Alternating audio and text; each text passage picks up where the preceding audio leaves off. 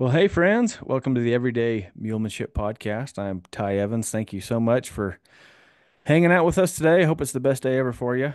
Um, Super happy to have Sara Pearson here with me. She's been coming to clinics for a long time, got to know her, and good old Jubal, good man. Anyways, I appreciate you being here, Sara. Thanks for doing this. Yeah, thanks so much for the invite. I appreciate it. Yeah, well, you got a lot of knowledge, especially about them mule teeth. So that's definitely something I want to talk about is the mule teeth, and we'll see where else, whatever rabbit holes we dive down, I guess. But Yeah. anyways, maybe you could take a minute, Sara, and introduce yourself, talk about where you're from, what you do, your teaching, and all that. Let's start there. Yeah, absolutely. So I'm from a small town called Stillman Valley, Illinois. It's northern Illinois on the Wisconsin border. Um, I'm now in Champaign, Illinois, central Illinois, and I have kind of a three-part job. So part of my job, I take care of the large animals owned at the university. We have about 12,000 agricultural animals under our department's care, um, also including a standard-bred horse farm. And then I also teach public health. So I did my master's in public health and epidemiology and biostatistics. So I really like disease outbreaks. So I teach public health on campus as well. And then I have my side business doing equine dentistry. So kind of a three-part mix and match. Yeah, that's a lot of cool stuff going on. It's funny how you said you really like disease outbreaks. I do. It it gets you going, huh? Yep. So you probably love COVID. You're like, oh man, this is wonderful. Look what's happening. Well, I tell my students because my students aren't vet students, Mm, they're public health students on main campus, and so they get a lot of animal examples. yeah. Um, but I tell them, oh, we're not that different. I compare the COVID outbreak to a respiratory disease outbreak in feedlot cattle, same Mm, thing. So yeah. Yeah, that's cool. Well, 12,000 animals under holy cow, that's a lot of yeah, animals. So these eight are you mentioned the standard breds and you mentioned cattle. Like what does all this 12,000 animals include? 8,000 are chickens. There's a lot of chickens. Wow. So when I got this job, I had to update my poultry health education, and learn how to be a poultry vet. And then pigs, we have a lot of pigs, and most of my day-to-day work is with the pigs. So yeah, it's a good mix and match. We have some beef cattle, dairy cattle, some sheep, a few goats occasionally. So Mm, yeah, that's cool. hmm How you like the sheep? they're okay. I like the sheep. They're My once my it seems like vet, once they're sick, they're hard to come back. yeah, my vet told me, he said when he was in vet school, his professor wrote four S's on the board. hmm SSSS. And he says, does anybody know what this means? And I was like, I don't know what it means. Sick sheep seldom survive. That's what he said.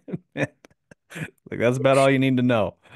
Uh, hmm anyways, it's interesting because I'm in sheep country. You know that. You've been out here, Yeah, my yep. place, and this is sheep country. Like San Pete County is one of the number one producers of sheep in the world where we live. Okay. You know, Wow. it's often a competition between the country of Australia and then the county that we live in, Oh my gosh. which is really cool. So, anyways, yeah, lots of sheep, a lot of We cattle. saw some when we were leaving your house Hmm. last summer, and I guess we were helping herd them because we drove up and they're like, just honk your horn and help us move them. And so I've never seen so many sheep in my life. It was pretty amazing.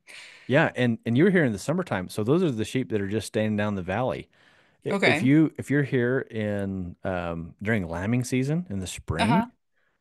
I mean, hundreds of thousands of Oh my sheep. goodness. The whole valley's full of sheep. I mean, Wow. and you can, yeah, you can just hang out and you can hear all the lambs bellowing, Yeah. and it's pretty, yeah, it's pretty cute. Sky, of course, she loves lambing season, all the baby lambs everywhere. It's pretty hmm cool, but Aw, they're so cute. yeah.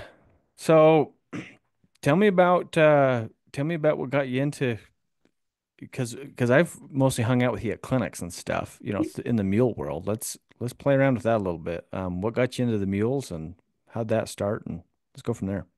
Yeah, so I started with a horse that I got when I was 12. Um, and so I was into horses for quite some time. Jubal and I, after we were dating a couple years, he said at one point, I've always wanted a mule. And I was like, me too. And so we got mules. And that's how it happened. So So it was Jubal's idea. Did Jubal grow up with horses or mules or anything? he did not, no. So he started fresh in it. And I was coming in with my background of knowledge. And so it's been interesting to kind of see how that plays out. And I feel like he has an advantage coming in fresh Hmm. and learning it, how he's learning it through you, from the start. So it's been kind of cool to see that. Yeah, he's pretty keen. He picks up stuff, and I love how he pays attention. Like that guy He pays does. attention. He takes notes, and he's on the ball. And he's calm. He doesn't get rattled by him. That's so nice. That's so nice. That's something I've had to work at. Like people will look at me working with something that's a handful, and they're like, "Oh, he's so patient," and think that it's just natural. hmm I'm like, no, I really had to work at that. Like, I've really had to put effort into being calm and being patient. And I feel pretty confident now with the mules and the horses. hmm I need work with like my kids. Like I need to be better, or with the GPS when it says recalculating. Oh goodness, You yes. think I'm patient? Don't watch me listen to a GPS say recalculating when I'm driving the big rig. No way. That would be stressful with the big rig. Oh yeah. I thought I was good at it until I got the baby, and now it's been I've had to practice, and it's been a lot more challenging to keep that calm and Hmm. clear composure. So, The hard part with it is like, so I grew up in the equine industry, right? My dad trained for a living, and grew up in this buckaroo culture and this world of ranching, right? And you got these old guys always saying, "Oh, you got to do it now. You can't let them win. You got to," and making it feel like it's we have to do this thing. Like if you're trying to get the animal to, you know, trying to teach it how to back up or turn or whatever. I mean, you got to do it now. You got to make it happen now. And I feel like that's actually got me in trouble way more than it's ever helped me. Like, because you get this sense like, oh, I got it. No, I got to make you do it. Mule, I got to make you do it. And I feel like a lot of people get away with it with horses, but with the mules, not so much. mm-hmm. Like you just can't make them do it. Mm-mm. And I've also learned the value of just like when you do kind of get up, and you're losing your temper or whatever you want to call it. Just take a breath and pause. Like it's not that at the end of the day, in the grand scheme of the world, you trying to get this mule to back up is not that big of a deal. Like Right. Mm-hmm. this is not emergency level. And there are Mm-hmm. times like, I'm sure in your livestock industry that you're part of with the college and everything. Um, and like with me there's ranching situations that yeah, you do have to do something right now. Like the cows are out, Mm-hmm. somebody left the gate open or they busted the Yep. fence down, and you have to go get those cows. And Mm-hmm. sorry, mule or horse, you don't want to cross the ditch. You're gonna have to go across the ditch. But I tell people that, you need to have done all your prep work. So when those scenarios do come up, it's not like a big old deal, and you don't get into a gunfight with the animal. It's you're ready for it. You've done the training, you're ready for it. And part of doing that training is working through those emotions. I think that's pretty hard. It is hard. It's way harder than what it sounds. Because I'm a fairly calm person, but Mhm. it's still just there's some things that just irk me a little bit, and I have to really work on that with the 2.5-year-old. So So what do you do when you get worked up? You just like take a breath, step I away, or need what do you do? I've been working on just stopping and just taking a deep breath and kind of getting in that mindset that it's not the end of the world if we don't do this right now. It doesn't, the whole winning thing doesn't matter. and just try to regroup. Yeah, that taking that pause, that just Hmm. that It makes moment, a big like difference. And walking away, that I've had to definitely had to just walk away. it's a good lesson for life because Hmm. I feel like even with people, it's easy to it can be easy to get into an argument or like a confrontation or even just a basic conversation where you feel like somebody says something and you might not agree with it and you feel like I have to say something right now, right back. Hmm. When really, like if you just pause and just think for a second, like, no, I actually don't have to say something back. I don't have to go there. You know, that's interesting to me. Like this past fall of 24, right? It was all the election stuff going on. And toward the end, like closer we got to the election stuff, like a lot of people at the potlucks were talking about politics, you know, Okay. which I'm all about. Like talk about it. Like I don't think it should be like a hush hush don't talk about it. Just same thing with religion. I think it would be a better world if we all talked openly about beliefs and whether you do or you don't. Just talk openly, right? Anyway, so I'm not talking that way of things, but what would happen is a lot of times disagreements would come up and I would hear these conversations with people and you could just tell the other person just had to say something and then the other person has to say something again and Hmm. it was escalating until sometimes I could tell that people were now kind of irked about it like they like Okay. They were yep, all ramping right, up. yep, you guys aren't friends anymore, like you see it, right? Yep. And I'm thinking, as we're having this conversation right now, I'm thinking what would have happened if we just paused like and said, all right, well, obviously we don't think the same. Let's try to come to some type of agreement or agree to disagree. There's been a lot of times with the mules that I've had to agree to disagree, you know, Hmm. and that bugs people really bad because I don't know.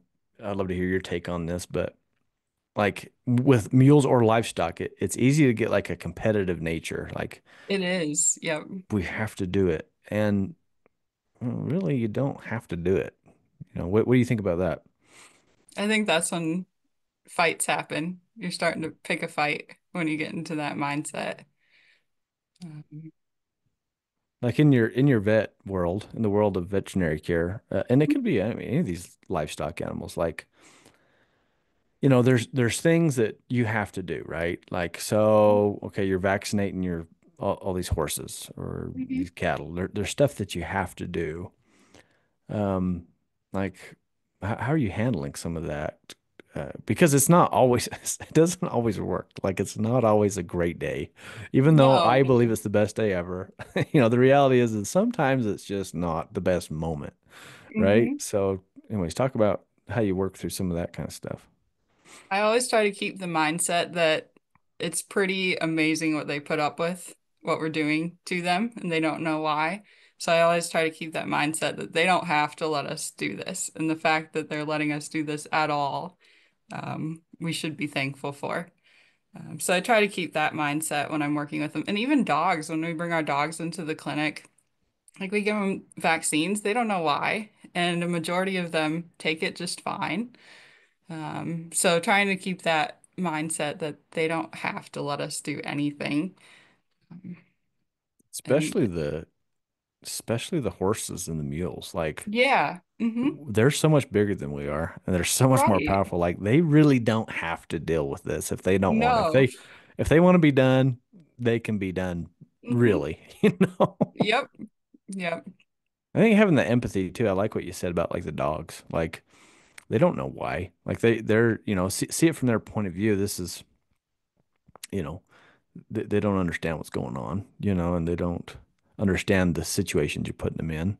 Hmm. And I think being empathetic is a big part of mulemanship. Like, and that's helped me a lot too. Like whenever I've got myself into little binds, or I see others get into binds. As a teacher, you and I are both teachers of people as well. Hmm. You see people struggling, and you have empathy because we were once there too. You're like, I know how you Hmm. feel. Like when you're trying to learn all this stuff, I get it. Yep. Like, and like as a professor, I'm sure you see it like when you're doing your exams and your tests and people are so stressed about it and like, oh no, like you'll be all right. You know, Hmm. it's all Yeah. gonna work out. Just, you know, but yeah, empathy is a big part of that for sure. Hmm. Have you So, ever heard of the speaker listener technique? I don't know. Tell me. I recently learned about it, and it's like when you're having a conversation with two people, one person's the speaker and the other person's the listener. The speaker holds like a little card or whatever, notates them as the speaker. And so they say their part, they keep it brief, and then the listener has to reflect back, and they can't put any of their um, thoughts, any of their input into it yet. They just have to reflect back what you said. And then you Mm. kind of go back and forth, and it slows down the conversation. And I've been thinking about how that translates with mules as well. Like when I'm working with my young one, just slowing it down. And when I ask the question, waiting for him to respond, trying to kind of reflect back what is his mood, what is his thoughts, is he confused, and just trying to slow the whole process down. Yeah, that's awesome. Well, and with meals, you really have to do that. Mm-hmm. Like, like you got to give them the time to process. I think that's why a Yes. lot of mules and especially donkeys get such a bad rap, and I love donkeys. They're cool Donkeys are creatures. cool. They get such a bad rap for being stubborn or whatever, and then the mule gets that as well. But hey, just they're doing the things that we should probably do as humans. Like somebody says something or you're in this predicament. Like seeing it from the mule's point of view. They're in this predicament. They don't understand what's being spoken. It's like you and I, if we were speaking a totally different language, I kind of, and I would kind of have a little bit of understanding of the language, like basic. And so I'm catching some of your words because I've learned them before, Mm-hmm. but not all of them. So I have to like think, hold on, what did she just say? What is that? Oh, okay, I think I know. Oh, okay, maybe. All right, and then I'd have to take a guess at it.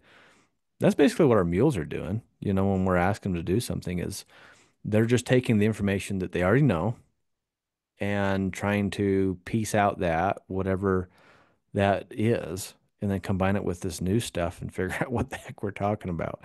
But like Mm-hmm. you've been to a lot of my groundwork classes, the foundation class, right? Like the very first step that we work on, right, in the groundwork is clear the front.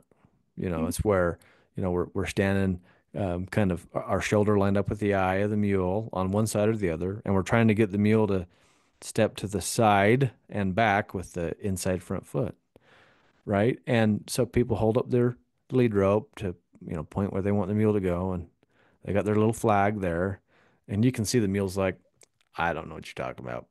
Never Mm-hmm. heard of it. They're like, I got no clue, you know. And then it's easy for people to get a little irritated. I'm like, no, hold on, just look at your poor mule. They have no idea, Uh-huh.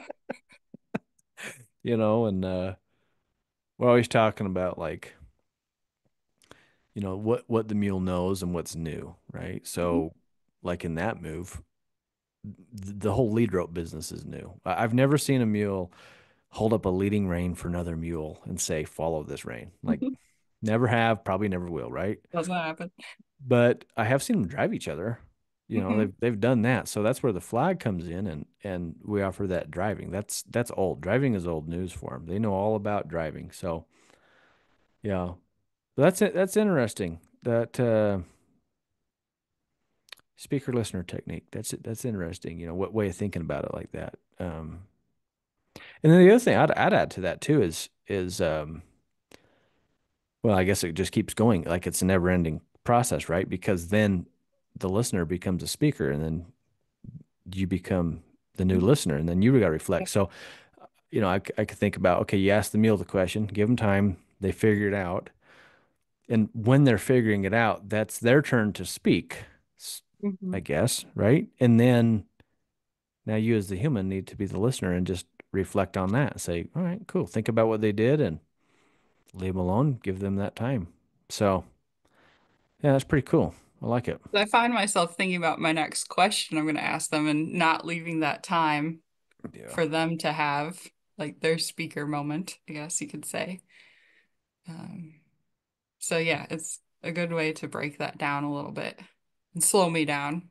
I'm ready to just go on to the next thing and ask the next thing. Th- as you're saying that though, that brings up a question that I wonder what you think on this. So we asked the mule a question, Mm-hmm. and they figured out. We give them that time, and then we reflect on that, and I like that. But like, how does that fit in with like having your big picture? Like, well, you've been to so many clinics. You see how I break stuff down. Like, I generally show people the big picture, right? Mm-hmm. And And I always do my full groundwork checklist. Like in the groundwork class, I do the full groundwork checklist when I enter the arena. Now, Mm-hmm. very few people pay attention. A lot of them are still Mm-hmm. doing their thing. But if they pay attention, when I come in the arena, I show them the whole picture, what it's going to look like. And then when we actually start class, we just break it down and chunk it up, piece by piece, small pieces, right? Very small Mm-hmm. pieces. So with this speaker listener technique that you're talking about, how can you keep the big picture in mind while also being reflective on the small pieces? Like, you get what I'm trying to ask you? Yeah, I think you get better with it as you go. Mm, So like Jubal and I do it sometimes, and it's awkward. It's uncomfortable at first. It feels like it doesn't flow very well, but the more you do it, the better it gets. And so I think the more you practice it with your mule, the shorter the periods would get, and it would flow a little bit easier. And then it's just another tool in the toolbox. mm. That's interesting. I'm always, uh, I guess one of the things I really worked at is trying to be present. Because every good horseman, every good muleman I've ever been around, they're really good at being present, like right now.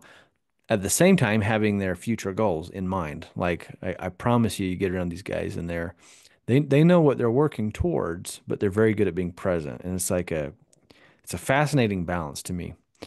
I Mhm. I have probably struggled with being present more than anything because I'm just like Sarah, imagine if I drank coffee. Like how Bouncing off the walls. wired I would be because I'm just like You bounce around the Zoom box. We will yeah, see you. I'm a high energy guy and I'm thinking all the time. Like Hmm. before we hit record, we were talking about Mule Week, which I'm super excited about Hmm. because you're going to be there teaching and stuff. And so we're talking about it, but Absolutely. that's so far down the road. And I'm already, even before I have this year's Mule Week totally planned, I'm already got 2026 stuff going. Like it's just never ending. And then I got this idea, that idea. And so, anyways, being present is a challenge, but I know how important it is. And you've heard me speak of it in clinics, like, like you can lack a lot of traits, but if you're not present, it will hinder your progress. And I feel like this speaker listener technique that you're talking about, that would really help you be present and not Forces you. Hmm. get way out of there. Actually, we had our first day of classes yesterday, and I had a talk with my students about this. And I have a class of 140 undergrads, and I told them I've been working on just I use the be where your feet are at, being present. And I said, in this hour, 20 minutes of class, I want to challenge you to just be present, forget about everything else that's going on, and just try to be present in this class. And it's funny because I use a lot of our mulemanship principles for teaching my class. Like soak time, they get a brain break in the middle of class, and it helps them immensely to retain the material. And it's funny how many things kind of translate over. I don't tell Yeah, my students that I'm treating them like my mules, but hey, it works though, doesn't it? Like it's it all, does. and Yep. like with that, with the soak time though, Hmm. what's amazing with that, we have the same nervous system, right? We basically have the Hmm. same nervous system as the equine. Hmm. We're all mammals. And so that soak time is just as applicable to us as it is to them. Um, were you on my, yeah, you were on the call on Monday, right? Yes. Yeah. Yep. So you know how we talked about taking time to be still? Hmm. Well, that's our version of soak time, right? Like Hmm. you need that time. Like turn off the phone, turn off the TV, whatever. Put your book away. Like put whatever. Just like be still. And you know what's crazy is how hard that is. Have you tried it? It's so hard. I Have- tried to do a meditation class for an hour. It was hard. Like I would not expect that to be so difficult, but I've heard that the more you practice, it gets easier with time. It does But get it's easier. tough. It's It does get easier, but in the beginning, like an hour, no, that's psycho. Like that's so long. But so in it the was too beginning, much. seriously, I it's was like, like, my back hurts. I'm like, I can't yeah, sit here yeah. anymore. No, it's like 5 minutes of just being still. Like in 5 minutes, you think that doesn't sound like very long? 5 minutes is actually a long time. You know, that might be too long for people on the start, but like the ability to be still, that's another trait that I see in great horsemen and mulemen is they can clear their mind while they're working with their animals and just be still. Without so like to me that means like I can sit there with my mule without a judgmental thought even. Um, because I've and you know I teach on this so much is like pay attention to their expressions and watch their expressions. You know, you've heard me hammer that into people. Yep. As soon as you get good at reading the expressions, then don't.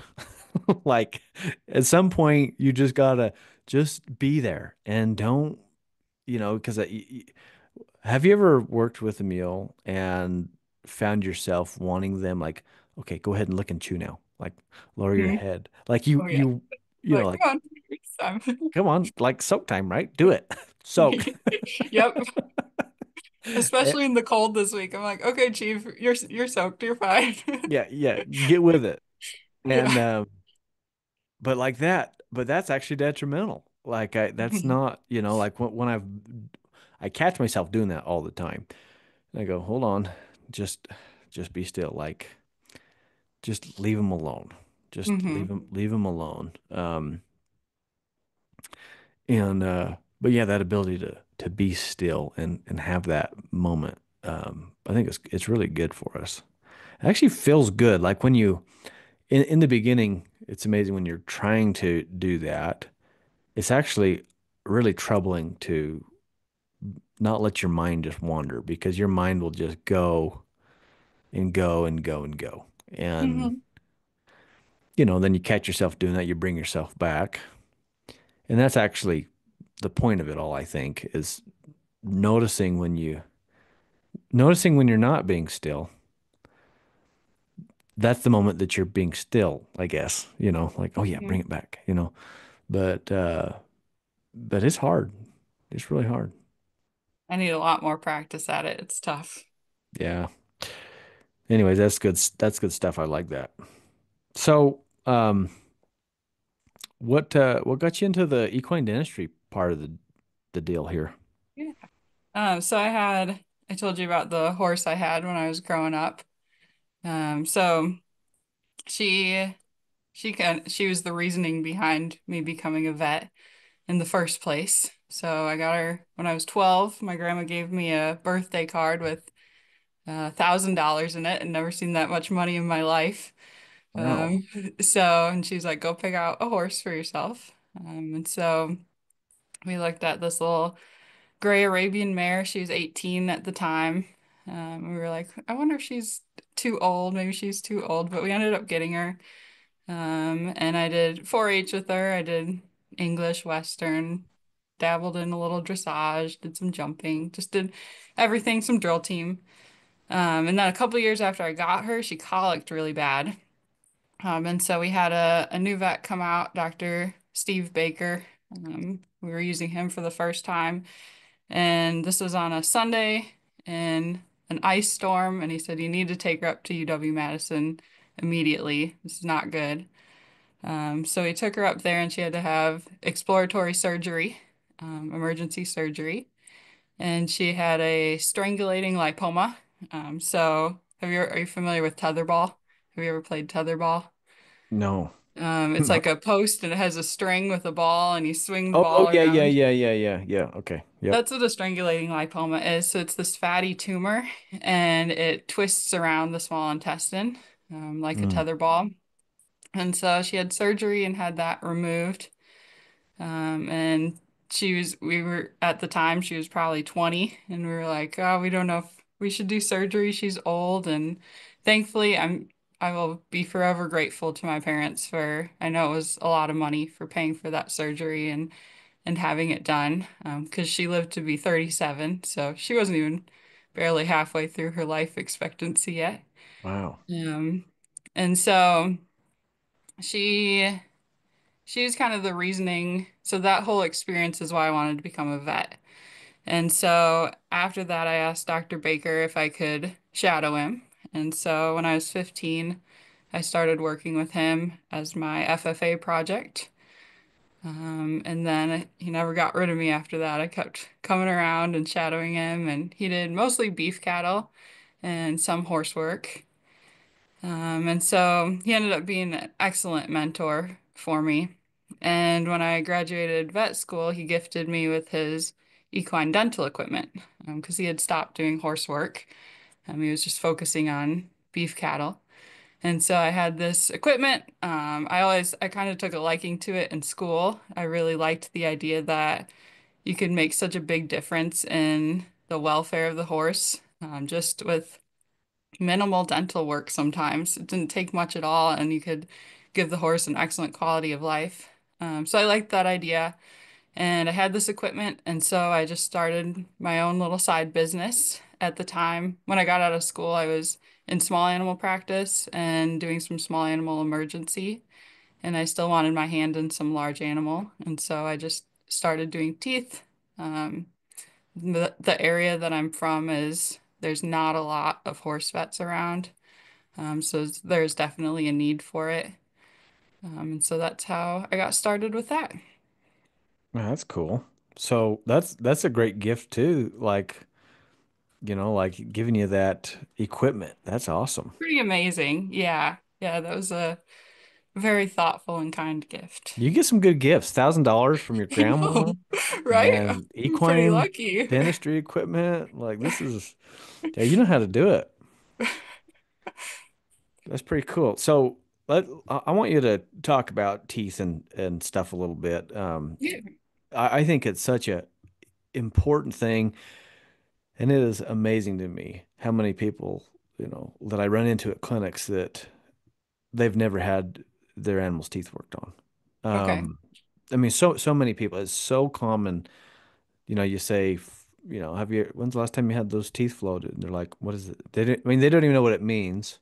Hmm. Um, and sometimes they don't admit that. They say, I don't think I've ever had it done. Um, but it's pretty important. Like, Hmm.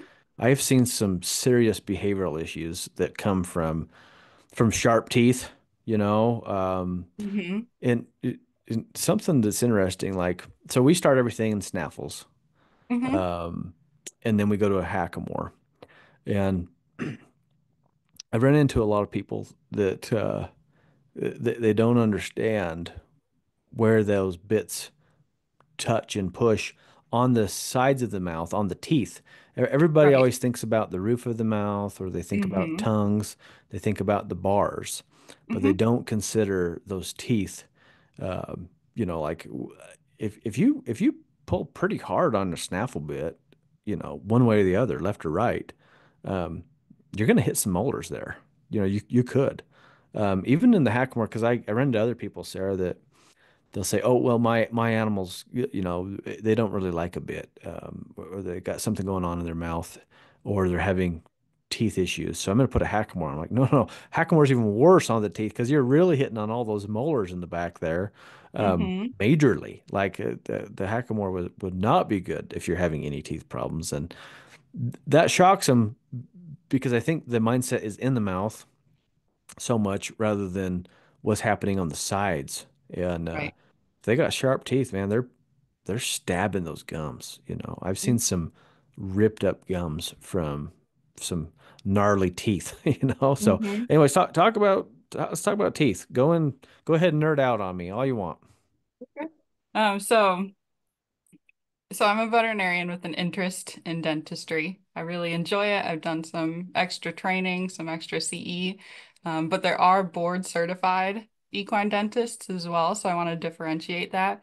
There's only about 25 of them in the United States, Oh, wow. but they do 3 years of residency and they take this big boards exam. And so they are the top experts in the field. And they're really great. They do courses that I've gone to, and they're happy to teach general practitioners like myself. But I want to differentiate. There's kind of a couple different levels, and so you talked about kind of what parts causes discomfort with a bit. Another thing that I think people don't think about is the leather pieces, the leather side pieces coming down the face. Yeah. And one of the most common things I see are called sharp transverse ridges. So these are ridges on the outside of the teeth, and that leather strap lays right up on there. So that can be really Oh, yeah. uncomfortable for horses as well. You know, something But I Mhm. something I see a lot with that. Um, and you've been to so many clinics where you've heard me go into my bit spiel, right? Mhm. And it's actually my least favorite thing to talk about in a clinic Oh, because really? it's so controversial, right? People Yeah. and I don't know what it is, About but strong feelings. yeah, people have strong feelings about bits, and Hmm. like it's a thing. It's really weird, but so you know what I do? I make bridle mules, right? Hmm. And so the end product is a mule that's wearing a bridle. And to I guess to put a definition on that for people that aren't sure, because a lot of people will call a head stall a bridle, which is fine. There's nothing wrong with that, except for where I'm from. When you say bridle, it's actually very specific to Yeah. a type of tool used, which is either Hmm. like a half breed style bit or like a spade bit. And on all those bits that like I use as bridle bits, the hanger ring, which is where you're talking about that leather connecting to the bit. So it's where the head stall or the hanger connects to the bit. That's called a hanger ring. On a true bridle bit, those are bent out to 45 degrees. So they're winged out Okay. for that exact purpose. You don't want Okay. that laying on the teeth. And then also when you're in the two range stage, which you'd have that bridle bit plus Mhm. a small diameter hackamore going around. You got to have room for that hackamore. And so yeah, like what I see common, probably the most common bit in the entire mule world that I see Mhm. is a correction bit. And I used them. I did use them for years. I still got family that use them, lots of friends that use them, and people swear by them. But I have yet to see a good correction bit that has that 45-degree angle on it. Mhm. They all are just rigid. And so when somebody picks up on one or the other, that hanger ring hits right there into that molar that you're talking about, that spot. So that's a big deal. Anyways, Mhm. go on. You're good. Um, So horses have what are called hypsodont teeth. So this means they have a really big crown to their tooth. So the part that's on top of the gum. And so what's unique about their teeth is they keep erupting through their entire lives. They're constantly growing. So I think of it as a mechanical pencil. Like every year you get a Mm. click.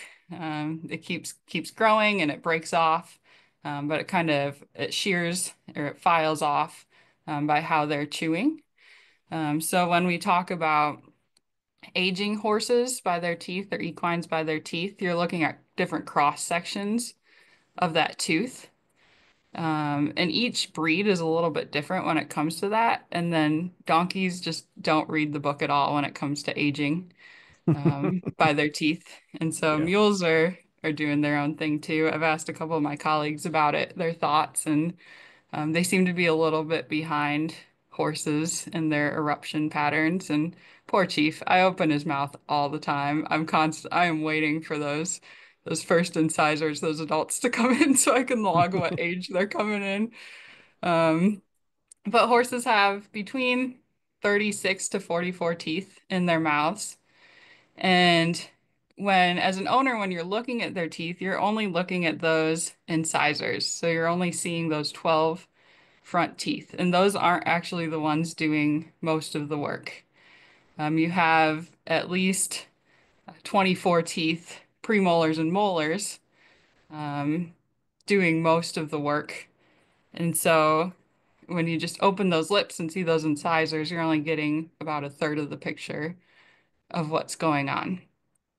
And the way that we've fed horses over time and the way that our husbandry works, and the fact that horses are living to, like my horse lived to be 37, we're seeing a lot different dental issues than, because people always ask about, like, what about horses back in the day? Why did they not need their teeth floated? And they were on grasses with more silica in them. So they had kind of coarser substances to grind their teeth down on. Now we're on nice pastures. We're on sometimes soft mashes. We're on pellets. Um, some horses are, I mean, horses would graze like 16 to 18 hours a day naturally. Some of our horses are in stalls. So we're really changing the way that we manage them, which has some benefits, but it also changes the way that we manage the teeth as well. So when they're eating forages, so if they're eating their grass, their hay, they're chewing in kind of a side to side motion. When they're eating pellets, or corn or whatever their sort of grain they're eating, they need to do more of like a cracking type of motion. So they're going kind of more up and down, and that changes the wear of how the teeth end up wearing. So their top teeth are wider than their lower teeth. And so that's why we end up with those sharp transverse ridges on the outside of the teeth that I was talking about. So it's kind of interesting how the husbandry really changes and how we manage our horses really changes what happens in their mouth. What do you think about? So here's I've noticed the mules that I take on tour with me to clinics, Mhm, they require less maintenance on those teeth. Like, I get them checked every year mhm. by my vet here, and I was wondering if it's because I feed cubes when I'm on the road, hay cubes. Like if that if because they have to break up those cubes different and grind those cubes different than like just the just hay. I feel like a hay. What do you think of that? Oh, how long are they chewing on those cubes? It takes them longer. It takes them longer so um like if I was to feed in the morning, Hmm. a regular flake, regular amount of hay per mule, they're usually almost finished up in an hour. About an hour and a half, it's gone. Okay. Um, the hay cubes are longer. The hay cubes sometimes it's a couple hours. Okay. So they're definitely chewing on them longer, or it's taking them longer to process that. So, anyways, I thought it was interesting when I had that thought about That is maybe interesting. it's the hay cubes that are just more coarse that maybe it just wears the teeth down better. I don't know. And it would make sense if they're chewing longer than they're grinding more down. Yeah. And it seems to be very animal dependent as well, based on their conformation and their structure as well. Some need their teeth floated. Talk about that in a second. Every year, some need it every 6 months. Some are fine for a year and a half, and don't need anything. So, and we talk about floating. That comes up a lot with teeth. And I guess my kind of soapbox is that dentals are way beyond just a float. There's a lot more going on than just floating. We use the term floating as a masonry term, an old masonry term, for leveling off bricks. And so they have a set of six teeth on their top left, top right, bottom left, bottom right. And I think about those as a row of bricks. We want those level. there's going to be some undulation or some bumps along the way to help with that grinding. But in general, we want a nice row of 6 bricks together, without any huge big points that are um, kind of impeding the movement of the mouth.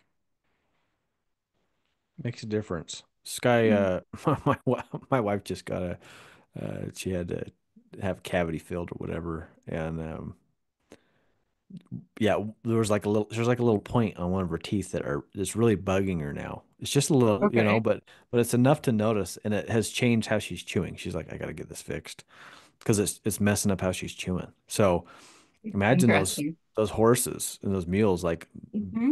because I've seen some crazy ridges, Hmm. like they're like, oh my gosh, this horse has fangs. It's not even teeth, they're fangs. They're so sharp, you know. Hmm. That'd really mess up how they're chewing.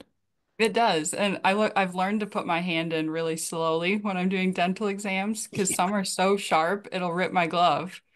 Yeah. And a lot of times they won't tell you. They won't tell you anything's going on until it's really, really bad. So I can see a horse that's in excellent condition, not dropping feed, and I go in the mouth and it's awful.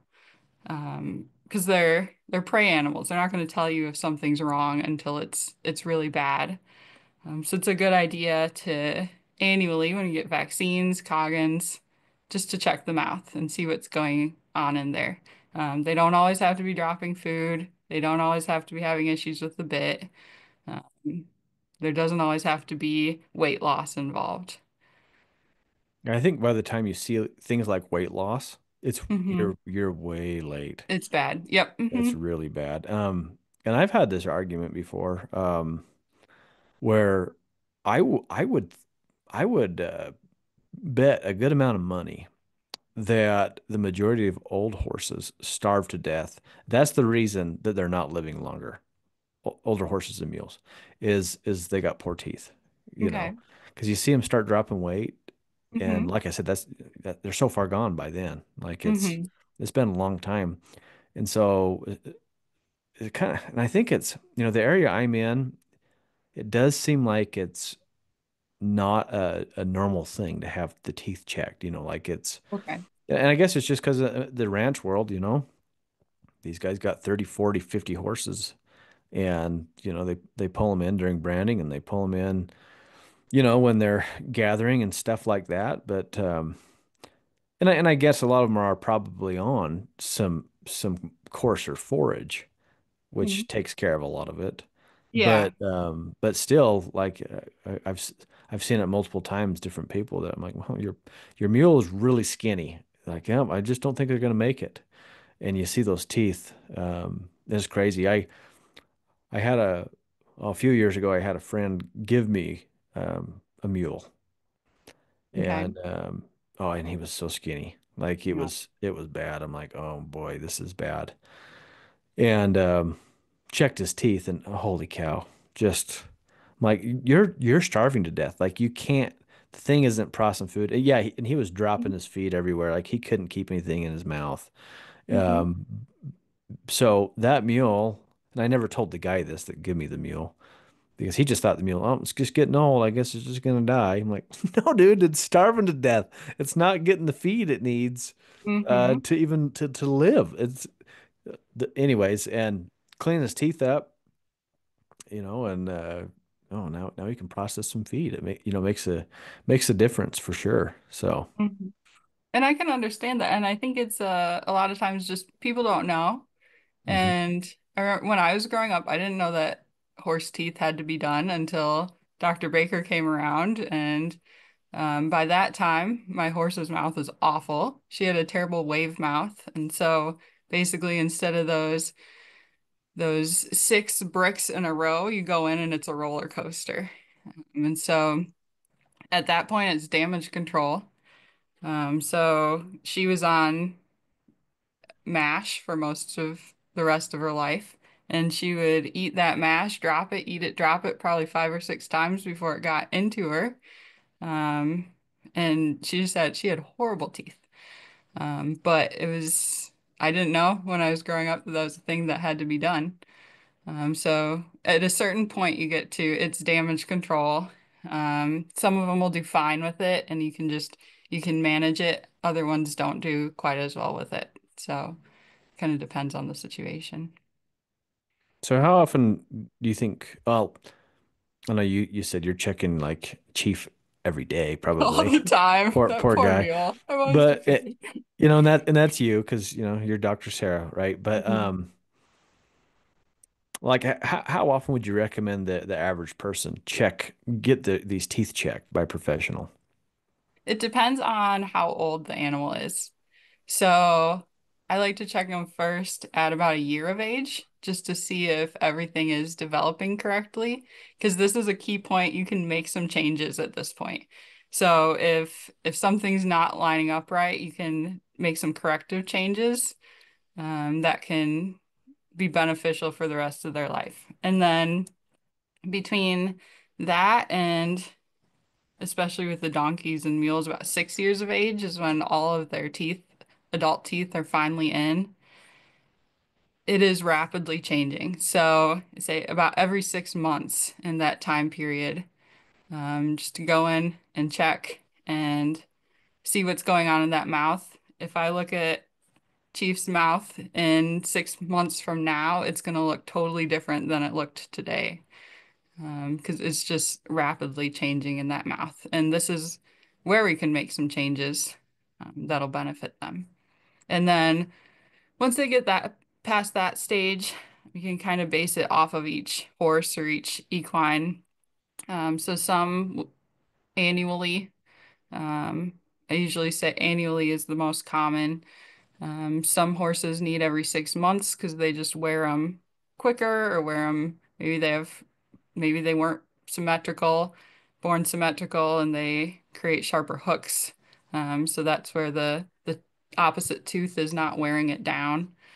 Um, I have a couple patients that they have massive hooks and I'm doing some correction on that and I can only take a little bit at a time. I don't want to open any pulp cavity, so I have to go every 4 or 5 months and take a little bit more and a little bit more down.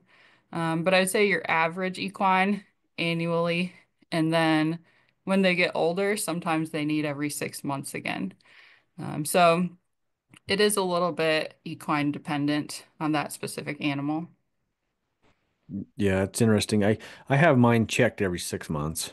Okay. Um, it's easy for me because every 6 months I have to go get a extended health certificate for, Mhm. touring.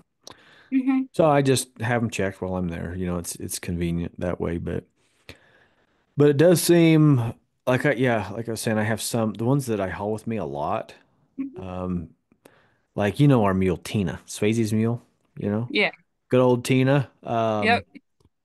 Oh shoot, like she's gone about every 3 years without actually needing any work.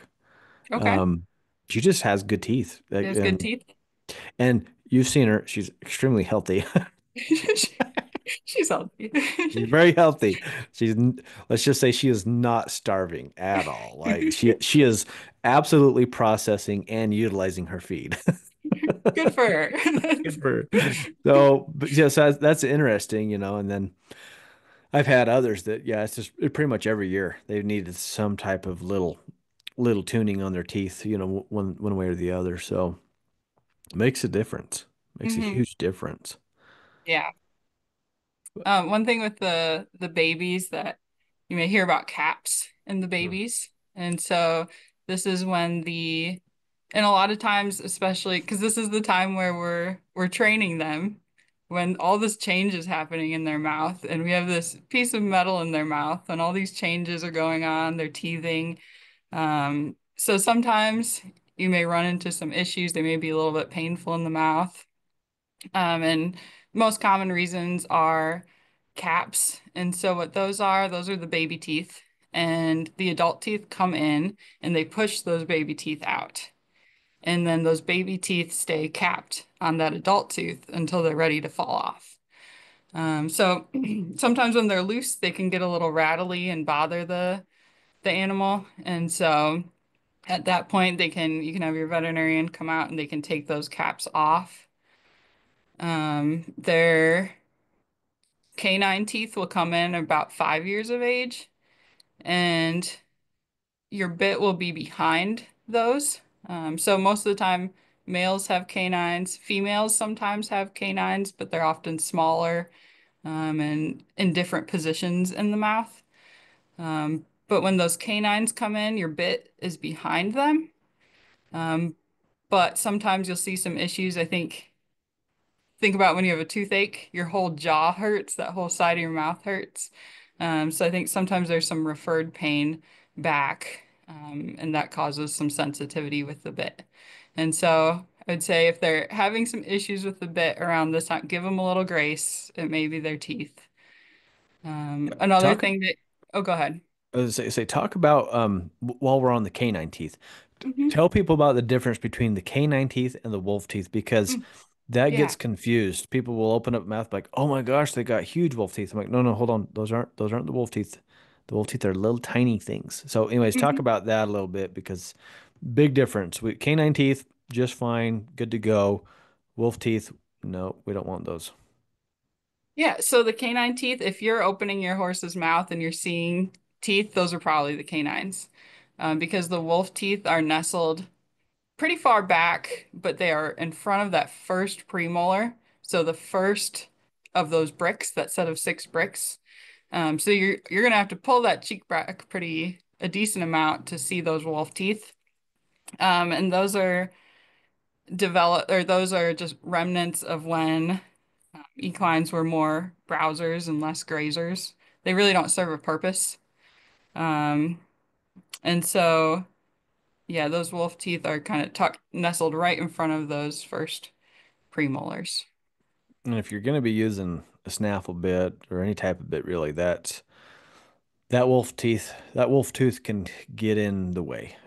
We'll be hitting those, and we don't want to do that.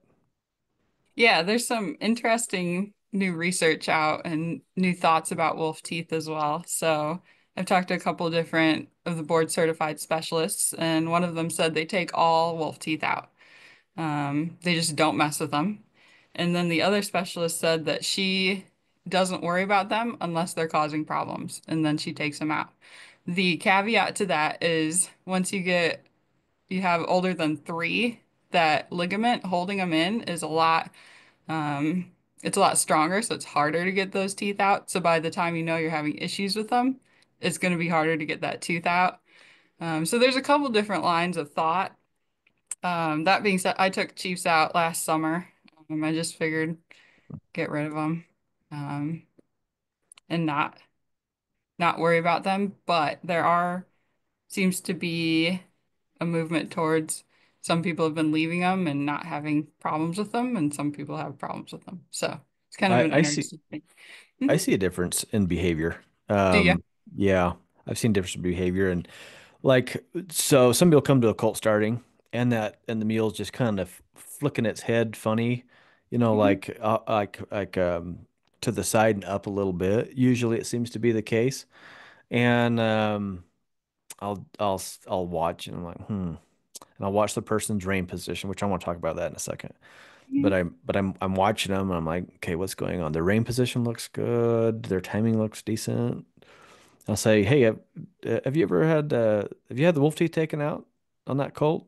And they're like, I don't really know I don't know what wolf teeth are, or whatever. And we'll go check, and sure enough, they'll have wolf teeth. And I think how they're operating it. It seems to just nick a little bit, like at the forward of that wolf tooth. And like you're saying, even just on the gum, it can be sore around it. I don't Mhm. know. I just, whatever's happening right there, and you would know more about this than me for sure. But whatever's happening right there around the gum, even, maybe a half inch in front of that wolf tooth, it makes it tender. Like you've done it. You reach up there, you see that wolf tooth maybe just barely coming out, and you touch the gum, and they're like, Mhm. no, no, no, Yeah. no, I don't know. And I think it's very important before you start your colts. I highly recommend it. Just get them taken out. I've never seen anything really good come out of having them in there. Um, It's interesting. Like you said, a lot of people don't know they're in there, so I'll be doing teeth, and I'll be like, "Oh, did you know that?" It'll be like a 15-year-old horse. I'm like, "Did you know they have wolf teeth?" And they're like, "No, we didn't know that." I'm like, at this point, if they're not causing problems, then I just leave them in. Yeah, and So. the interesting thing, I would say even on that, yeah, I mean, yeah, at some point you're like, okay, well, what are you going to do about it, right? Mhm. But it's interesting that people like when I've seen an older one that still has the wolf teeth, how bracy they are. Mm, Like the animal's very, very braced up. They don't give. And I think, all right, well, let's rewind all the way back to your colt starting days. Was somebody just powering through it? Like, oh, you bracy son of a gun, just, ripping that head around, whether not paying attention to that sensitivity. And because of that training attitude, or maybe they might not even have known what was happening. But because of that, that animal learned how to brace so hard. Yeah, now they're 15. They have wolf teeth still. And the person's like, oh, I just thought it was just a heavy mule. Like, I thought they were just a braced up mule. I'm like, well, they are. You're correct. They are braced up. You got that right. But it could be because way back that wolf teeth causing issues. causing some pain. And that And kind of goes along with rein position too. Like, and you've heard me hammer on rein position in classes, hmm and a lot of people think it's semantics, like, well, does it really matter? Did you lift your rein here? And you've heard me say it, like you guys, I'm not making up the rein position. Like I'm not saying, oh, these are Ty Evans's rein positions just because I want to have, something special. No, it is to do with leading that foot in the correct direction. But even if you look at the teeth, and this is stuff that you probably like, you know, uh, you've heard me say lift on the rein, pick up the rein. Yes. hmm And when you have that correct angle, you're not hitting any teeth. The biggest mistake I see is people pulling back on the rein, and it doesn't matter what kind of bit you're wearing. It doesn't matter. Snaffle bit, anything, correction bit, anything. When you pull back, you're getting closer and closer to those premolars like you're talking about. Just hmm you're right there. And I've seen people stretch those lips so far back. I know they're hitting the molars. And as soon as you start hitting those teeth, I mean, then that animal goes into like it's just like us, how sensitive our teeth can be, right? It puts them into a total different frame of mind, that flight frame of mind. Um, and there's a lot of people that are advocates for pain. Like they're like, oh yeah, we'll make it hurt, and then they'll do it. And I'm like, if that's your attitude, you don't understand the nervous system of the mule. You don't understand how they think. Pain causes flight. Best case scenario for you, so you don't die, maybe they'll just freeze up. You know, maybe they'll just Right. freeze up. And at least you didn't die that day yet. It's coming, but not yet, but it's usually flight, right? hmm And I've seen it so many times, people pulling back, straight back on those reins, pulling back on both reins. Mule's head is just in the air, and now they're really going. And then something happens, they're putting their head in the air to get away from that pressure. But hmm now it's even at a worse angle, and you keep pulling back. You know you're hitting on those teeth now, hmm and I can't get them stopped. Well, yeah, stop smacking on those teeth. Pick hmm up the rein, one rein at a time. You don't hit any teeth. You're straight up. You're still on the gum. You're not on any teeth, and that makes a huge difference hmm in how they're going to respond to you. Absolutely. Yeah. Tell me the And that science behind that. Like why is that the case? Like what's going on inside that makes the difference there? I think there's a lot of room because you can pretty much put your whole hand in that dental pad, those bars where there's not any teeth. You can pretty much put your whole hand in that area. There's a lot of movement and a lot of area, and the bit will move around a bit. Um, but yeah, like you said, when it's clanking on those teeth, I think it causes some discomfort. And back in the day, I don't know if you've heard of bit seats.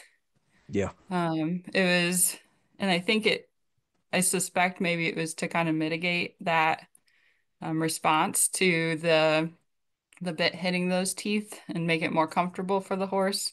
But what it actually ended up doing, um, it was kind of a so we have our rectangular brick, and it was taking off kind of the front of that brick, and pretty aggressively filing it down, so that the bit isn't kind of clinking back and forth on that square corner So, of it. so the front molar, they would like round off the front That edge of that. premolar. Yep. Okay.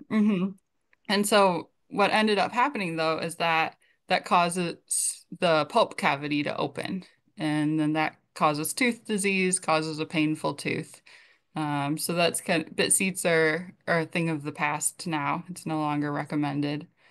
Um, but I think it's interesting how I wonder if that was kind of the origin of trying to mitigate that issue.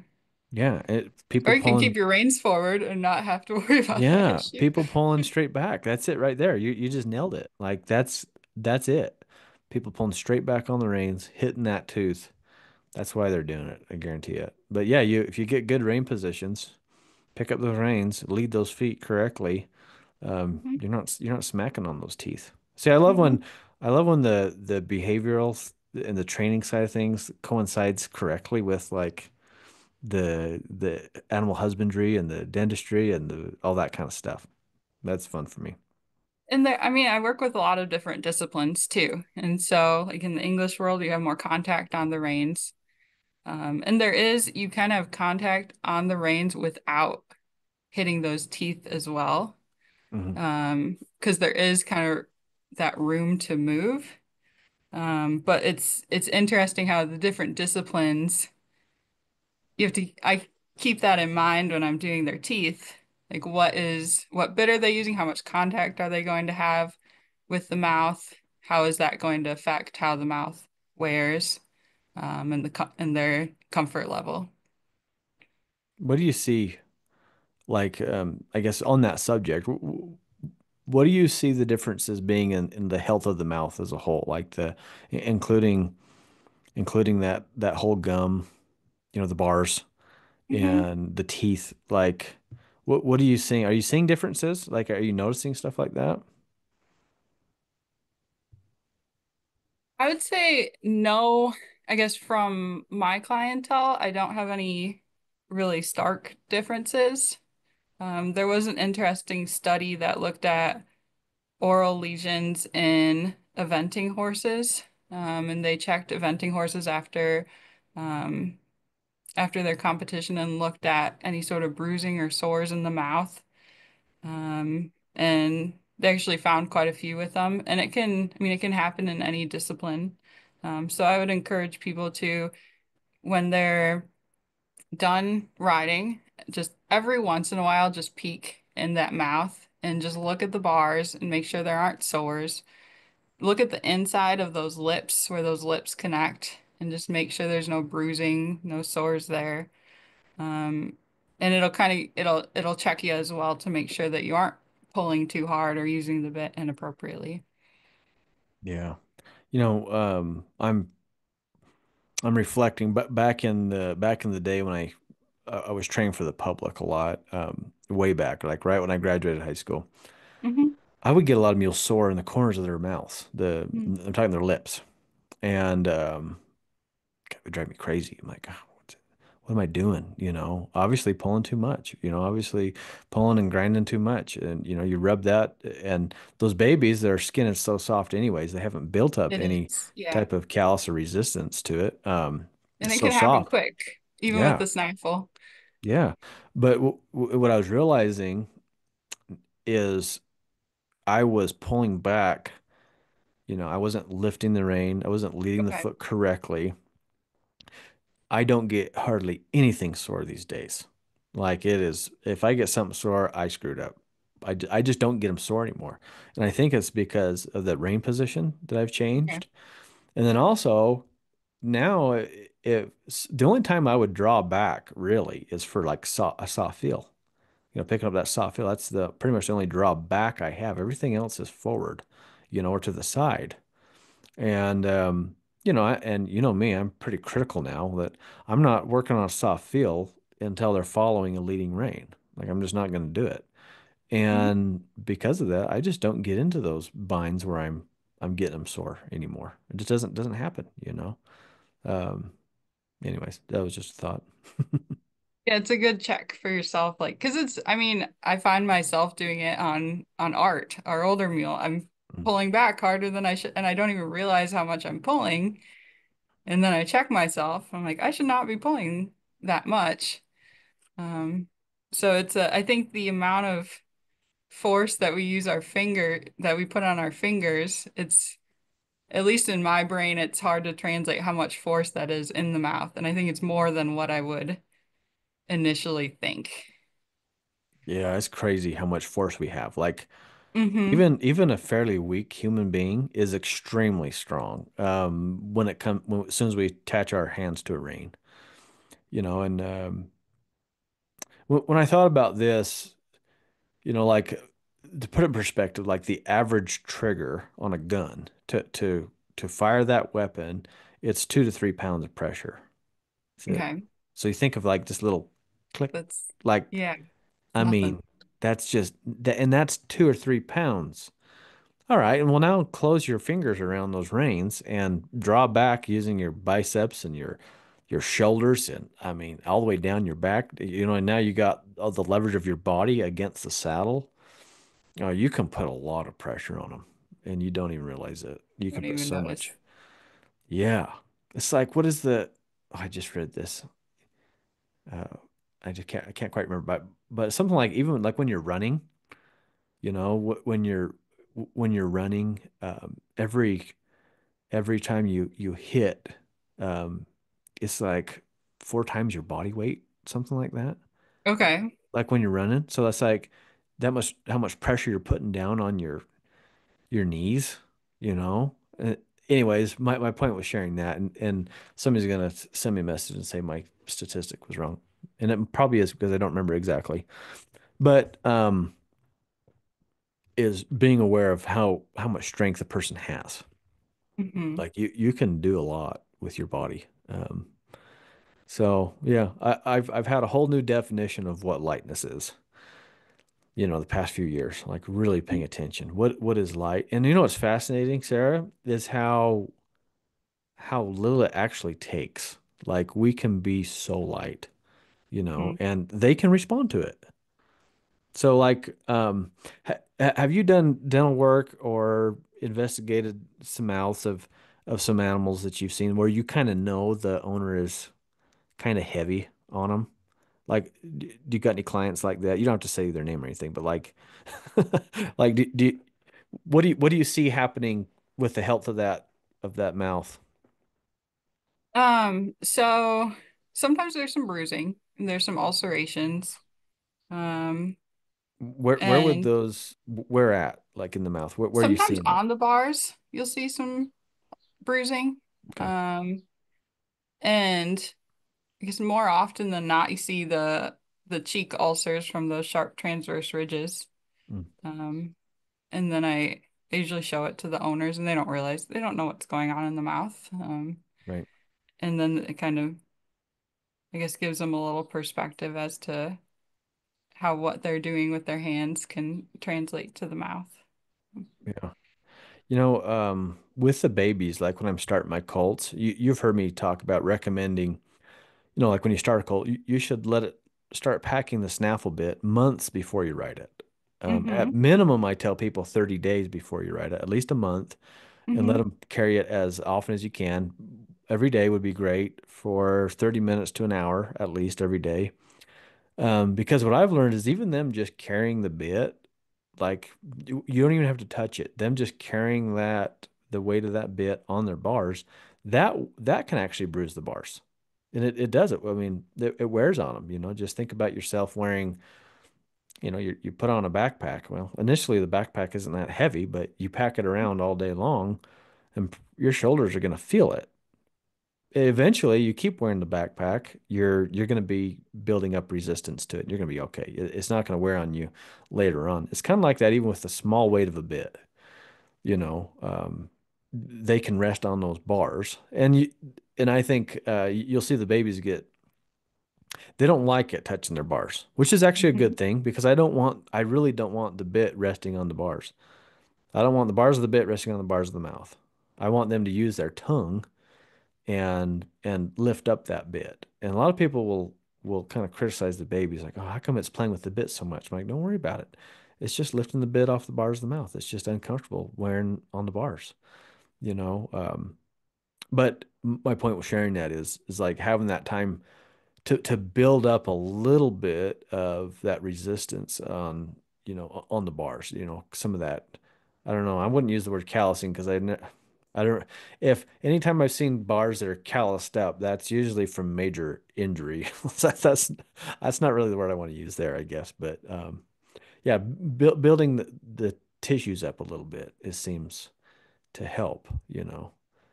That's a Um, good way to think about it with the backpack and building it up. Because yeah. it's, I mean, it's something I've always taken for granted having older animals who are used to having the bit in their mouths. And then I just started working on it with Chief, and he's like, "What is this thing?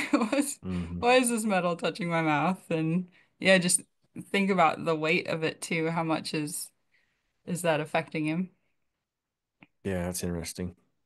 You might not see as much as this, but do you see differences in the health of the mouth dependent on the type of bits people use? You probably don't see them riding much. You probably, you show up there and they're Mm. not riding, right? So you probably don't know, maybe. I guess I no, I don't really have any. I guess I haven't collected that data. See, I have all But these nothing off studies the for top you of to my do. head. I have all these studies I want you to do, Dr. Sarah. I know, you gotta find the grant funding. Yeah. So you can start applying for all these grants. Say, Ty, what should I study this year? All right, here you go. I'm weird that way. Like I just always trying to make correlations. I think you learn that way. Like, okay, well, I see this all the time. How come? I see this all the time. How come? And anyways, that's We gotta interesting. find a rich donor who cares a lot about mule teeth and mule behavior. Yeah, and I'm probably the only nerd out there that wants to know all these things about the mule teeth. You know, but yeah, because I'd like to even see the differences, like between packing the snaffle bit, the wear and tear in the mouth versus wearing the hackamore. And Hmm. for my listeners out Hmm. there, well, pretty much everybody that listens to my podcast. They know what I'm talking about when I say hackamore. But for those that are new, when I say hackamore, I'm talking about a traditional setup of a bozal, a Makati, and a hanger. Um, but I would imagine that there's got to be some wear and tear internally, even with a hackamore. Um, there's got to be something going on because you're pressing those lips against the teeth so often. I already mentioned definitely I'll see wear and tear if there's some sharp teeth in there. Hmm. But I wonder even just on healthy teeth what it would look like. I don't know. Yeah, that would be interesting. I don't have a good answer for that. Yeah. Yeah, I got all these things I want to study, Sarah. Gotta find the money. Yeah. Dang it. All right. What else do you want my people to know? What else should we talk about Oh, with teeth? so we talked about, I brought up earlier that floating is just a very small portion Oh of yeah, yeah. dentistry in horses, equines. So kind of some of the most common things that I see is periodontal disease. So this is disease around the tooth. So we think about our gums, think about gum disease, gingivitis, so inflamed gums. Those can be really, really painful. And one of the more common forms of periodontal disease that I see are what are called diastemas, and just a fancy term for a gap between teeth. And food gets packed up in these gaps and it ferments up in there and kind of erodes, and that gum gets really, really angry and painful up in there. And so you have to flush it out and treat those accordingly. And then if you have that gap, everything in the horse's mouth, whatever's happening, there's an opposite going on as well. So if you have that gap, you want to look at the bottom as well, because those teeth on the bottom may be starting a point on the bottom that's going up and wedging in between that gap. And so I would go in and I would make sure to take that down as well. So periodontal disease is common, pretty painful, and it's not always super obvious. Another common thing, horses do get cavities, and so just basically tooth decay, and that's the most common cause of fractures.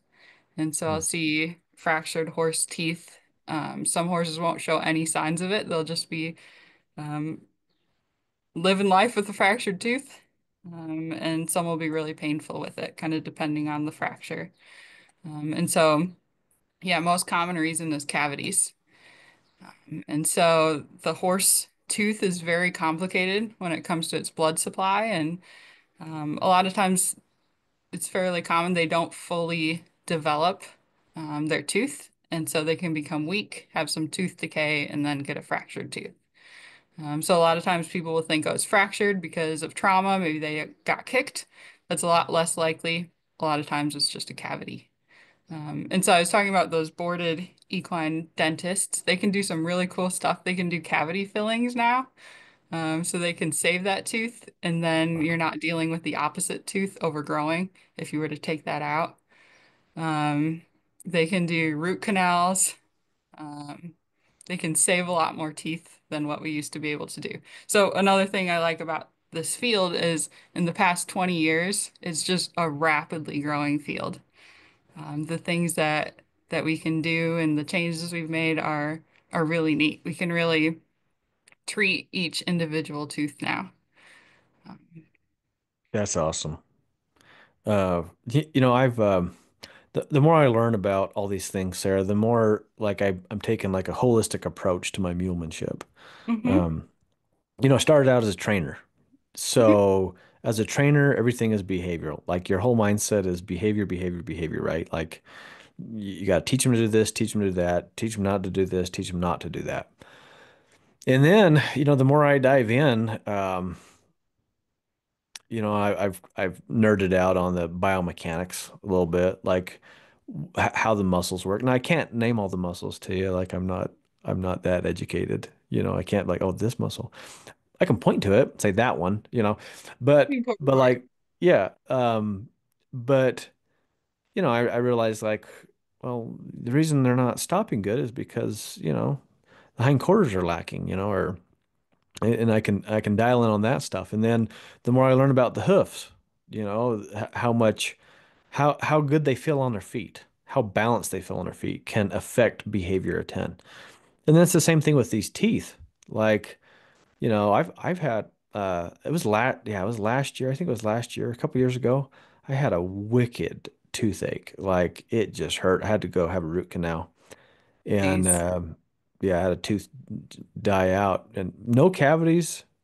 Um, just just the tooth is dying, and they're like, "Oh, I don't know what's going on." But anyways, it hurt so bad. And I was a cranky son of a gun. Like I was not happy, like don't hang out with Ty that day because it was just, I was so irritable. Like, even my kids running around yelling or goofing off. I was not happy. And so all these things that I've learned about the body and the feet and the teeth and all the stuff, it gives me a different perspective when I'm looking at behaviors on an animal.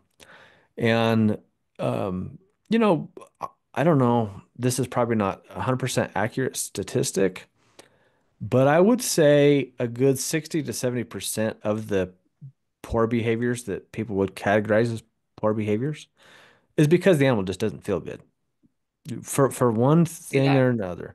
They just Hmm. don't feel good. Then you have the maybe the 30 to 40% that, yeah, it is learned behavior for sure. People make mistakes all the time and, release at the wrong time, ask at the wrong time. And yeah, they're going to get some mental learned behaviors for sure. But a big bulk of them is just they don't feel good. Like take going downhill, for example. You know, going downhill, like I get a ton of questions on this. My horse is throwing its head going downhill. My mule's trying to buck going downhill. My animal's running off. I don't get a lot of donkey questions going downhill, but a lot of mules and horses, right? And it used to be such a behavioral approach. That was my thought initially was behavior. And then Then for a little while I thought about saddles and saddle fit, and that's a big part of it too. But the last couple of years, what I've really discovered, because you know me, I'm always keeping track of weird things. I do my own studies, right, Sarah? Like I You're notice, writing all this data down, right? yeah, like okay, a majority of these animals that are having trouble going downhill, they don't have hindquarters. I mean, not Mm. literally, but their hindquarters are Hmm. weak. Like they just don't have the muscle. Therefore, they can't hold themselves up. They're out of balance, you know. So it's interesting how, lacking those hindquarters can affect going downhill. Same thing with stops. Same thing with stops. Like, every runaway mule I've seen, they got a little tiny skinny butt. They don't know how to use their hindquarters. They're on the front Okay. end, which puts them in such a flight response. I just think when they're so loaded on the front that they're so forward, they're so flighty that way. Anyways, it's interesting stuff like that. And something else that I've noticed, and we've talked about this a little bit, like with some of the ring bone stuff, and I've been giving you crap to do a study on ring bone for me. But the animals that are heavy on the front end, okay, when they're really heavy, braced up on the front end, um, I've been trying to pay attention to their teeth. 'Cause I think that's another correlation. When something hurts in their mouth, it's like to brace and block against that, they're going forward. Like you don't see a lot of them fly back from pain in the mouth. I mean, they some do. I'm not saying all of them, but most of them will push into the pain. Um, and it's interesting to me, like looking way back, like on this makeup of these equine, right? They only yield to pressure that is far away. That's why we can herd horses around. That's why I can herd cows around. That's why I can herd sheep around.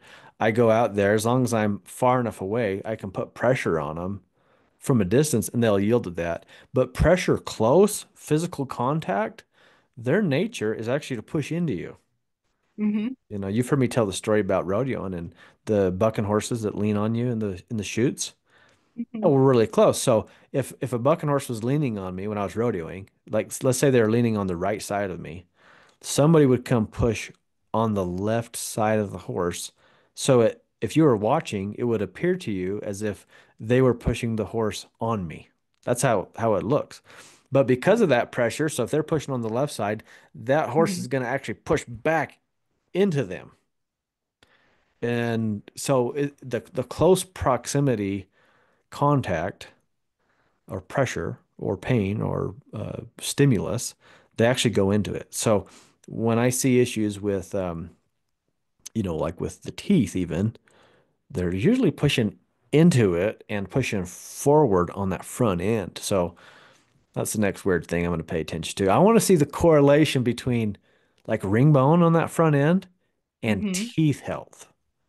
That's a really interesting thought. Yeah, that would make a lot of sense. Yeah. I bet there's a correlation between that ring bone and the health of the teeth because yeah. Anyways, something else for you to study, Sarah. Whenever you need to study, you just call up your buddy Ty, and I got a whole list of weird things to pay attention. But that's I kind of have how a my ba brain works. I have a baby to work on right now. I don't need extra projects. Yeah. Yeah, when I go to do a dental exam, I always ask, are you having issues with the animal as a whole? Like any ri issues riding? I want to know if they're having any behavioral issues because that it's that tooth is part of a body, right? So Mhm. I start with the full body exam. I listen to their heart, listen to their lungs, take their temperature, listen to their GI, ask lots of questions about this horse. What are they used for? What kind of issues are they having? Um, and then I start with just looking at their head. Is their head symmetrical? And what does their face look like? Are their nostrils symmetrical? Um, I feel along their jawline. Some are not set up symmetrically at all. I've had some jaws that are almost 90-degree turns just on one side, and their teeth reflect that in their mouth. Um, And then I can walk you through the process if you want. Yeah, Okay. do it. So I do their physical exam. I look at their face. Um, I look at their ears. I just make sure things are looking symmetrical. And then I give some sedation. And the reason I do that is for the safety of my fingers, and for the comfort of the horse. And so even the nicest, kind of quietest horses, the reason I give sedation is I'm going to use a speculum and open that mouth up. And if they're tensed up with that, they're going to be sore. And I don't want them to be painful at all at the end of this procedure. Mm. And so I want them to be relaxed. I don't want them to be scared. I don't want them to be sore. And so I put that speculum in, and I usually just let them sit there with that speculum for until they're kind of settled into it and comfortable. Especially in the colder weather. I try to use hot hands and heat up that metal a little bit so it's not kind of shocking them as I put it in their mouth. And then it's heavy. It's going to be heavier than their head stall and their bit. And so I let them kind of get settled into that.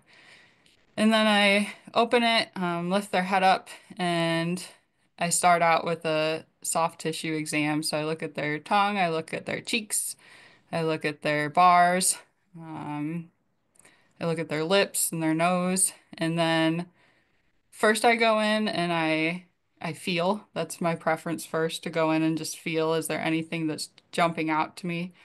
Um, oh, I forgot. I usually flush the mouth. Um, and a lot of times if there's feed or stuff stuck in a spot, then it really kind of allows me to focus on that spot. And Mm. sometimes there's issues there. It'll kind of point out issues sometimes. But I go in, I feel everything. And then I go in with a mirror and I want to see the occlusal or the grinding surface of each tooth. And I want to look at that surface. And I go through each tooth and I look at each single tooth. When I go in with my hand, I make sure there's nothing loose. I kind of feel along the gum line as well, make sure there's nothing painful. And then from that point, whatever I find is where I go from there. So a lot of times that will be floating and filing down any of those sharp points. And the tools that I use, I have a mixture of hand floats and power floats. So basically a power drill with a burr at the end, and I use that more often than my hand floats. Reason being, it's really quick for the animal. I don't want this to be a super long process that they're standing there with their mouths open. Power floats, when they first came out, they had carbide bits, and those were pretty aggressive. My dad always talks about he works in a machine shop and the carbide drill bits. He loves those because they're so strong, they're not going to break. But when you're using that to file down a tooth, that's taking down a lot of tooth. And so Mm. they switched now to diamond burr. And so with my diamond burr, I can literally put my finger on it while it's running and it doesn't hurt me. And so it's more of a sanding process. And so I use that to take down the sharp points. And so it's a wonderful tool, but it needs to be in the right hands. You can still do damage and take off too much tooth. So I usually use my power tool, and then when I'm done in there, I take another feel, take another look, make sure everything is smooth, and then I take the speculum off, and then I check the canine teeth and the incisors. And so the canine teeth, the most common thing I see is tartar buildup around those, and it can be so bad you can't even see the tooth sometimes. And Mm. so you chip off that tartar, and a lot of times there's gingivitis underneath there. That gum is angry about it. Um, and so usually once you get that tartar off, that gum will heal pretty nicely. The incisors, I rarely have to do anything with. So unless they're out of alignment, which is fairly uncommon. Usually I check them, um, make sure they're nice and smooth along the bottom, I'll make sure they're in alignment, and make sure there's no sores or anything, and that I usually look at that upper lip, look down in the lower lip, make sure there's no sores, and that's their dental exam. So it's there's a lot more to it than just the floating part. Yeah. Yeah, absolutely. That's interesting. So, from start to finish on an animal, how long does it usually take you generally? It depends on how bad the mouth is, but I would say like I have one barn that does annual. They have a lot of schooling horses. They're really good about keeping up on their care, and most of their horses are pretty minimal, just maintenance stuff going on. And I would say with the sedation, it takes about, I give it 5 minutes to take effect. I'd say the whole thing about 35 minutes on a really good mouth that doesn't need a whole lot of work. Nice. That's awesome. Well, more people need to pay attention to those teeth. Hmm. I think it's really important. You know, like I was mentioning earlier, if you really want to be good at all these things with your mules, you really want to have the best you can have. You got to include this holistic approach. You got to take care of the teeth. You got to take care of those feet. Got to take care of the gut. Got to take care of all the things, the mental side of things, which I'm big on. The behavioral side. I mean, it's all involved. And anyways, I You talk, appreciate. oh, go ahead. Sorry. I was say I appreciate you sharing these things. I think this is really important for people to hear. Especially in our equines, we worry about their GI tract, we worry about colic, and the mouth is the entrance of the GI tract. That's the start of it all. And we have access to it, so we can do something about it and we can help improve that. Yeah, pretty important. Mhm. Well, thank you, Sarah. Is there anything else that you wanted to share that we haven't got to yet? No, I don't think so. Cool. Well, this is awesome. This has been really good, and to all of our listeners out there, I hope you guys got something good from this. I know I did. I got a bunch of notes that I've taken, Sarah. So this is a great class. I appreciate it. Yeah. Thank you for having me. Yeah. So, Sarah, at the end of all my guest episodes, I always ask for a word of advice for people going through this thing called life. So, what would you want to tell people listening today? And I do too. I have a kind of more practical one and then one of Okay. a little more profound one. Yeah. So Do it. practical is having an emergency savings account for your animals. And so I worked ER for a bit and trying to make a decision about your animal when you're in an emergency situation and trying to figure out how you're going to pay for it is super stressful. And the cost of vet care, like everything else, is rising. So being prepared ahead of time is a huge advantage. So have a savings account for that. Drop some money into it every month, however you need to organize that to have it ready ahead of time before that emergency happens. Um, Is just, I can't stress that enough.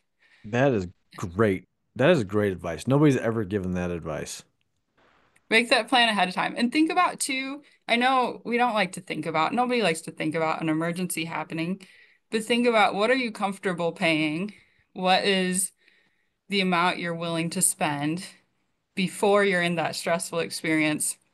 And I know I've been in it with my own animals. I can't think straight when it's an emergency. So just having that plan ahead of time. Like, if the animal needs surgery, are you willing to do that? And do you have your money saved for that? And just having that plan. That's awesome advice, Sarah. That's so good. That's so good. And then my other advice, less practical, more profound, I guess, is, and it's something that I learned from one of my mentors, Dr. Ed Howes, and he came out of retirement, put that in quotes, to help me when I was first in practice. And he was in his 80s. And so my piece of advice is never stop learning. And so he was probably about 86 years old when he scrubbed into a cherry eye surgery with me. So that's in dogs. They can prolapse their third eyelid, and it's called a cherry eye. He scrubbed into this surgery at 86 years old to learn a new technique. And he was at the end of his career, but he wanted to learn. And so I always keep that in mind. I'm always inspired by that to just never stop learning, always striving to do better. Doesn't matter what stage of life you're in. That is good. And you are living that. You're living that advice. You're a great student. Right now, you're currently enrolled in our master class, which is awesome. And you come to clinics all the time, and you're always learning in your field of expertise as well. Absolutely. So I appreciate you giving that advice and living it. That's really cool. So to all of our listeners out there, both pieces of advice are amazing. And th Sarah, thank you so much. I've learned a lot. Thank you. It's been fun. I appreciate it. Heck yeah. Yeah, it's good to have you on here. I appreciate you so much. You've been on my list for since last, I don't know, what was it, last year, I think. Since I you I handed me the skull. yeah, yeah. I keep a running list of guests that I want to have on, and it's just trying to fit everybody in. I want to talk to lots of people. I could sit here and talk all day to people, but I got to do other stuff too. So, anyways, thank you so much. And thank Appreciate you. you. And all of our listeners out there, thank you so much for listening today. If you'd be so inclined and willing, we'd sure be grateful if you would leave a review. Let us know how you liked the episode. Let us know what you think, and um, that'd be wonderful. You can always find more information about what we do at tsmules.com. Um, Sarah, unmute real quick one more time, and tell them where they can find out more about you. I guess at Mule Week next week or next summer. Yeah, And I'm happy to answer any questions and yeah, we can talk more about teeth and nerd out about teeth. heck So yeah. I'm really excited about you coming to Mule Week. It's going to be I'm so so good. excited. It's gonna be fun. Yeah. Anyways, thanks you guys. A big thanks to our sponsors. We got Roman Home Tents, which Sarah and Jubal had a great experience in a Roman home. Mhm. You only got flooded out one night, but the rest of it was It was good, a right? nice tent. It was a very nice tent. Very easy to put together. Yeah. Big thanks to Ben Lewis at Roman Homes. Also, Colt Saddlery, building high quality saddles custom for you. Big thanks to Western Mule Magazine. I write for them every month. If you haven't read those articles, check them out. Also, Mules and More Magazine. Corey Daniels does a great job over there editing. And last but not least, Diamond W Enterprises. If you're looking for a good jack to cover your mare, he's got a really good jack, and he's raising some wonderful foals there too that you can check out. So, with that, you guys, God bless you, and we will see you down the road.